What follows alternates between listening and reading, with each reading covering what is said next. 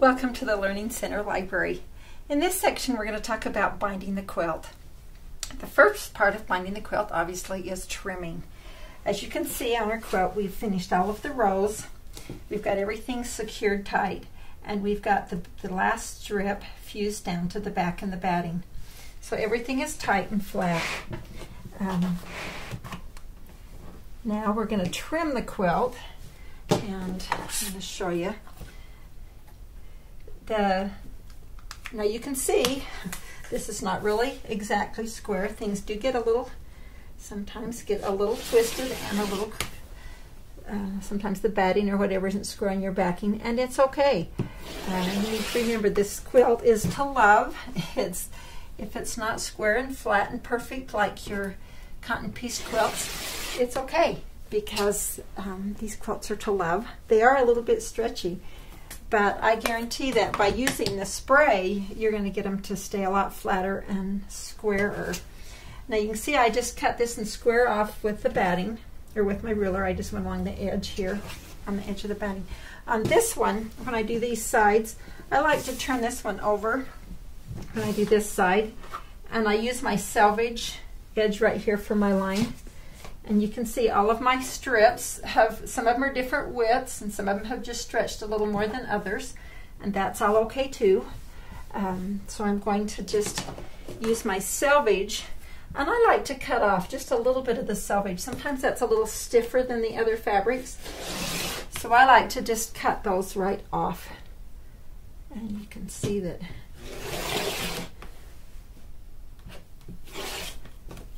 there we go. A little piece right here on the seam.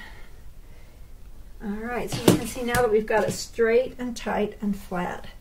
So we're going to do that to the other two sides, and then we're going to go over to the sewing machine, and I'm going to show you how to do your binding. That's probably the scariest part of the whole quilt. I have a lot of people tell me how they're afraid to bind, so I'm going to show you all the right tricks. So now we're going to go over to the sewing machine.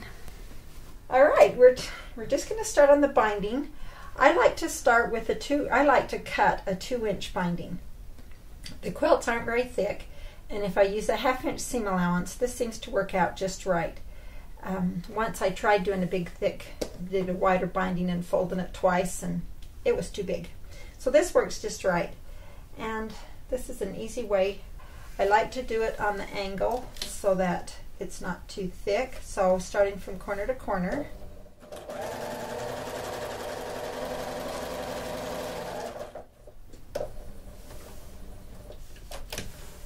I like to just cut. Now when I do these, I like to make sure that the nap is going the same direction. And you can see that both of these, the nap is going down. So I like to always make sure that I've got the nap all headed the same direction. So it's really easy to do it this way when you just lay them crosswise. Alright, so now I like to sew the binding on so that it goes from the front to the back, and I like to make sure that the nap is going out. So we're going to start right here. I've got the nap going out, and I'm going to leave a tail here that's probably about 4 or 5 inches long. Now I like to use about a 1/2-inch seam allowance, and this all lined up straight for you. There we go. And I like to use a little wider stitch. This, the normal comes up at 2.2. I like to take it at least to a 3.2. So I'm going to take it to, this is a 3.3. I just like it to be a little bigger stitch because it pushes it too much if it's smaller. Alright, so we're going to sew down here to the corner.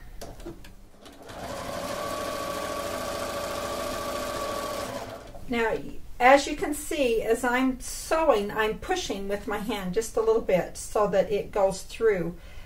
Because it is thick, it just doesn't feed as easy. I have reduced my pressure. As you can see, I'm up here to about a 1 to just even a 0.5 because I don't like the pressure to be too tight on it. So that does make a big difference.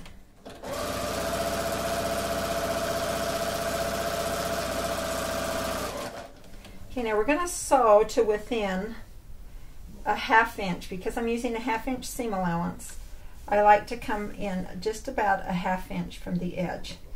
So if I'm going to come right there. Now we're going to turn around and we're going to make a little angle right here. And I like to fold it so that it is just, if you can see, it's just exactly level with that top edge. You don't want it to be over, you don't want it to be under, you want it to be just exactly square on all the way around on all 3 sides. Well, 2 sides. On both these sides we want it square. And then we're going to come right back down here. And this little point right here is really important in coming up with a square corner at the end.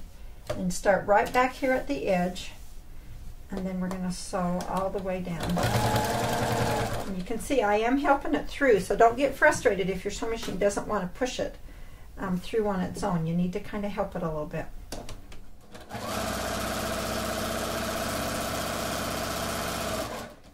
Alright, now we're going to come down here and I'm going to show you how to add the 2 together. So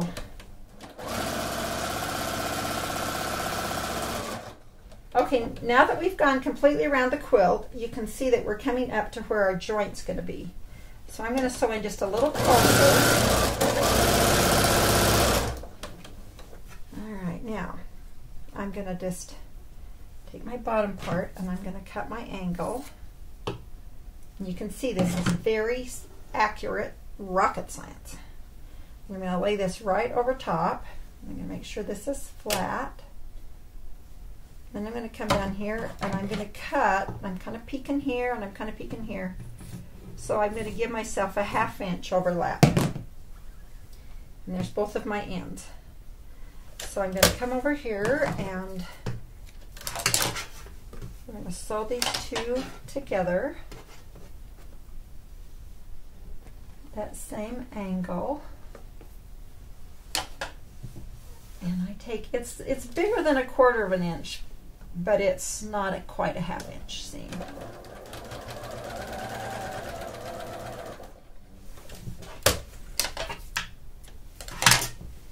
So there you can see we have a little seam and our bias is all nice and flat. So then we're going to finish sewing it on.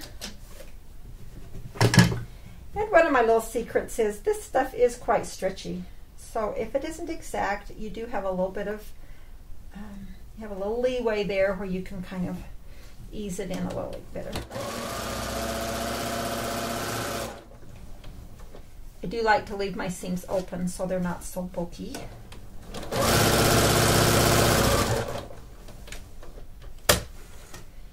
And then I like to go back and where I have one of these little seams, I usually just like to snip off that bulk because it makes it pretty fat when you go to fold it over. Okay, now this is the tricky part.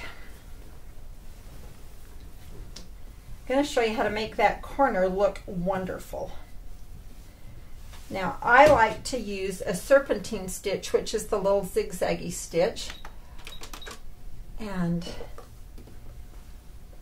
I've done a lot of straight stitches on bindings, but you have to sew really straight to make that work good. And so if I use the serpentine stitch, if you miss a little, nobody ever knows.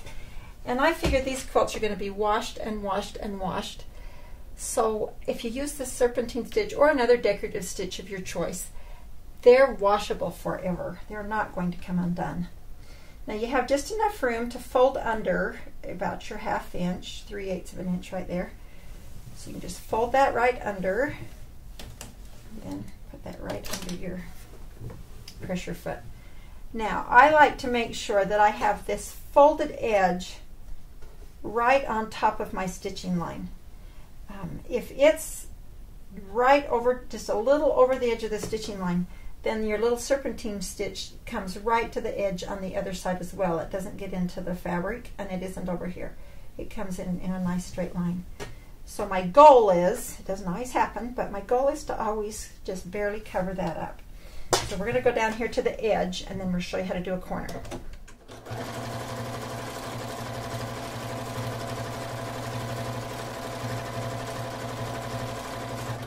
Now you can see I'm kind of giving it a little bit of help. I'm kind of encouraging it a little. I'm kind of pushing with this hand.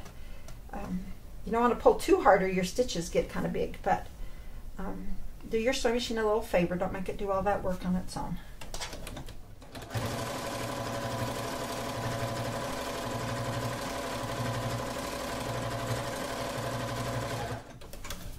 Okay, now as I'm coming down into this corner, you can see this little fold where we folded it. Now you're going to make sure that the point of this batting goes into the point of that fold. You want it to, you don't want to poke it too far, but you want it to be in there straight. And then you fold this back over and get that right in its little spot. So you kind of adjust your extra here so that it's tucked under. And then hold that down flat. Now there again, we're aiming to get this edge right on this edge. So there you can see we've got that pretty flat, and this down here. It's kind of hard to see with this long nap, but it's right, square, and flat. So we're going to come right to the edge.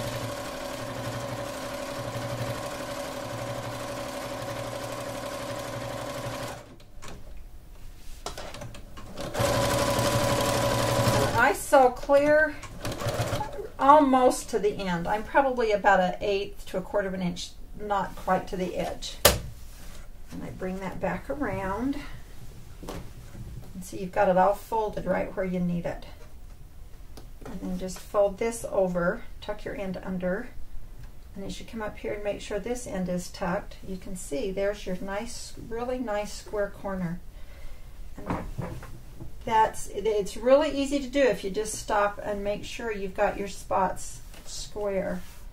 So then let's go back up, and I start just above the fold. You can see where that your little diamond is there, your angle, and so I start just above it so that angle is folded down. So I'm gonna help it get through because that's pretty thick right there. So kind of pull just a little. I'll go just a little farther here. And we'll see how that.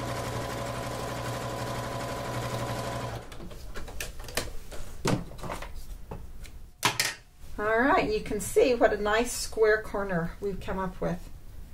That looks just great, other than your little corner. So now let's look at our finished quilt.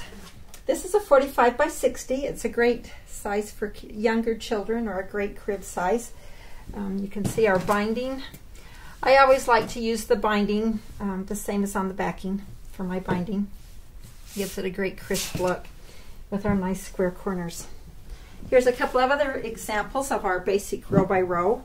This is one that I made with the brick quilt. I cut the strips from my regular kit into 5 by 8 squares, sewed them together, and then did the same sew and flip method. Then here's the bigger one. We have kits that are for adult sizes as well as children. This is a great concept. It's an idea that will work in so many different patterns. So I hope you have great luck, and if you have any questions, call us. Have good luck making your own Cuddle Soft quilt.